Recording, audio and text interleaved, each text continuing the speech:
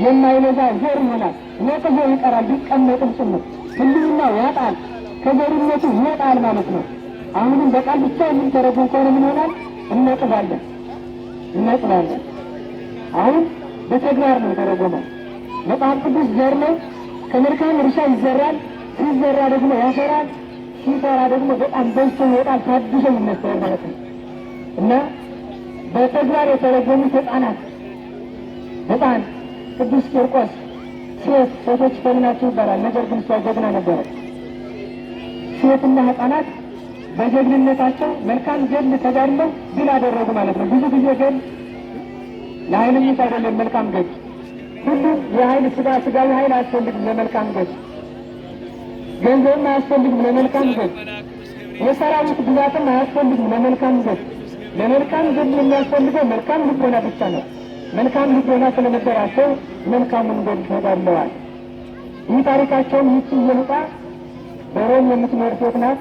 ያን ጊዜ እለእስክንድሮስ የሚባል አላዊ እንደ ዛሬ ክርስቲያኖች ባሉበት ባደሩበት አላስውል በዋሉበት አላሳድር እያሉ መከራ የሚያስጨንቁባቸው፣ ቤታቸው የሚያፈርስባቸው፣ ልጆቻቸውን እንደሚገድሉባቸው እንደ ዛሬ አሁን እየሰማችሁ ነው። በኦሮሞ ክልል አብዛኛው እየተደረገ ያለው ምዕመናን በድሮንም ቢሆን በከባድ መሳሪያም ቢሆን በጥይትም ቢሆን ሲጨፈጨፉ ምዕመናን ብቻ ማለት ነው ሲደበደቡ እንሰማለን።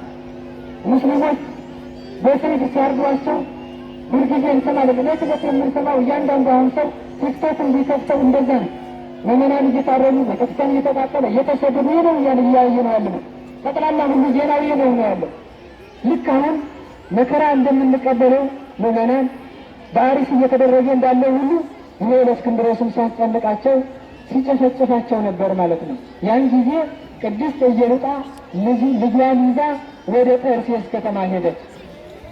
ጠርሴስ በደቡብ አውሮፓ የምትገኝ በዛሬው ወደዚያች ስትሄድ እሱም ተከትሎ ሰራዊቱን ልኮ ከዚያ ያዛት። ይዞ አቀረባት። መንስነቺ ማይቲ መጣቺ፣ ስምሽ ማን ነው? ከወዴት መጣሽ? ነገድሽ ምንድን ነው? ቋንቋሽ ይሳላት። ከወዴት መጣሽ? ነገድሽ ምንድን ነው? ስምሽ ማን ነው አላት። የሚገርም ጥያቄ ነው።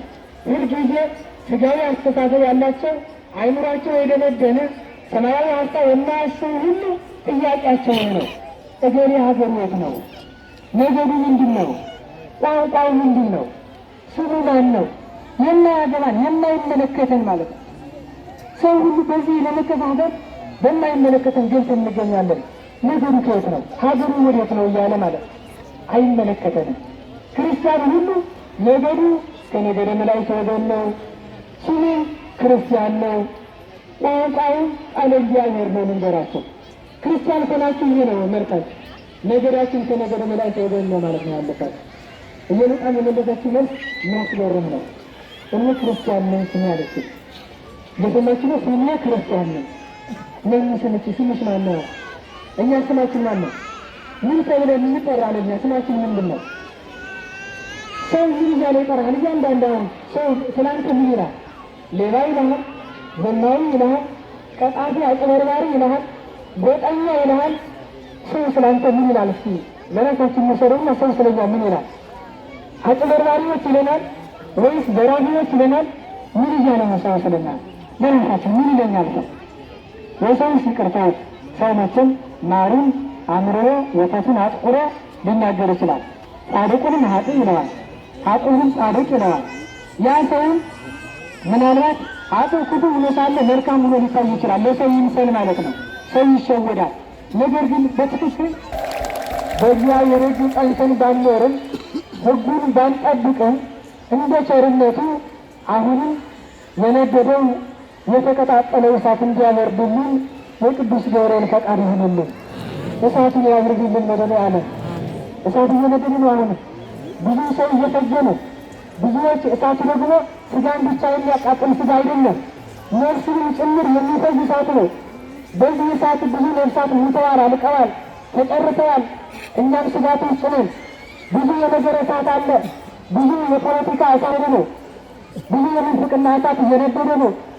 ከዚህ እሳት የሆነ እግዚአብሔር አምላካችን ያውጣል።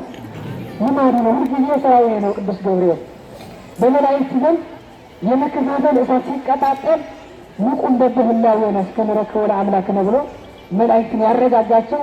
ይህን የመላእክትን መከፋፈል እሳት ያበረደው እሱ ነው። ከመጀመሪያ ጀምሮ ከእሱ በቀር እሳት የሚያጠፋ የለም። ሌላውን ተስፋ እናድርግ፣ ምድራዊ ኃይል ወታደርን ተስፋ እናድርግ። እሱ እሳት አያጠፉም፣ እሳት ያነዳሉ እንጂ። ያ ሰማያዊ ወታደር ቅዱስ ገብርኤል ግን ምን ያደርጋል? የነደደ እሳት ሁሉ ያጠፋል። ለነፍስና ለሥጋ የሚያጠፋ እሳት የሚያጠፋ እሱ ነው። እሳትን ያጥፋልን። ለሰለስቱ ደቂቅም እሳትን ያጠፋላቸው እሱ ነው። ልማዱ ነው። አሁንም ደግሞ በእውነት በቸርነቱ እነዚህ ነው ምሕረት እንዲወርድ ያደረገ በዕለተ በዓሉ እሱ ነው። ክብርና ምስጋና ይግባው። እስኪ ይዛቻ መስሉልን እና የገለ ተጋደል በሃይማኖት ባተን ተጋደል። ስንጋደል ዋጋ አይደለም። መጋደል ብዙ መከራ አለው። ከዓለም ጋር ከብዙ ሰው ጋር መጋጨት አለ። እውነት ስንናገር ከብዙ ሰው ጋር እንጣላለን። ዝንቱ ውእቱ ዘነገርኩክሙ አለ ክርስቶስ በወንጌል። የነገርኳችሁ ይህ ነው። ከመብየ ሰላም ትርከቡ፣ በእኔ ሰላም እንድታገኙ ነገርኳችሁ ይህ ነው። ወበዓለምሰ ሕማመ ትረክቡ፣ በዓለም ደግሞ መከራ ታገኛላችሁ። እነዚህ ጠላትክሙ ዓለም አይኑን ተመቀደመ ኪያየ ቀሊአ፣ ዓለም ቢጠላችሁም አስቀድሞ እንደጠላኝ ልታድርጉ የጥቅም የተማሩ። እስመ ዓለም ያፈቅረ እሊአውሩ፣ ዓለም የራሱን ወገኖች ይወዳል። ሰወሰን ዓለም አንትሙ ማፍቀረክሙ ዓለም፣ እናንተ ከዓለም ብትሆኑ ዓለም በወደዳችሁ ነበር። እስመ እንተርኩሙ ዓለም አላ አነ ነሣእኩክሙ ውስተ ዓለም፣ እናንተ ከዓለም አይደላችሁም፣ እኔ ግን ከዓለም መርጫችኋለሁ። ስለመረጥኳችሁ ወበእንተይ ይጸልአክሙ ዓለም፣ ዓለም ይጠላችኋል ነው። ሁልጊዜ በክርስቶስ ሕግ ጸንቶ የሚኖር ዓለም ጠቅላላ ይጠላሃል። እግዚአብሔር ብቻ ይወደዋል። እግዚአብሔር ከወደድን ደግሞ ሌላ ምንም ኃይል አያስፈልገንም። ሌላ ደጋፊ አንጨብጫቢ አያስፈልግም ማለት ነው፣ እግዚአብሔር ከወደደን። ስለዚህ ከሕጉ ፈቀቅ እንዳንል እግዚአብሔር አምላካችን ይወርዳል። ተጋደል ገድለ ሰናይ ማለት ነው። መልካም ገድል ማለት ከእውነት አለመውጣት ማለት ነው። መልካም ገድል ማለት ከሃይማኖት ፈቀቅ አለ ማለት ነውና መልካም ገድል ተጋድለን ድል እንድናደርግ እግዚአብሔር አምላካችን ይርዳል። ክፉ ገድል አለ። ይህ መሞት መግደል አለበት። ይህ ግን መዳን ነው፣ ዓለምን ማዳን ነው። መልካም ገድልና ተጋድለን ተስፋ የምናደርጋት መንግሥተ ሰማያትን በመወርስ የእሱ ቅዱስ ፈቃድ ይሁንልን። እንደ አልሰባቸዋለሁ። ይቅርታው ስርዓት ለእግዚአብሔር።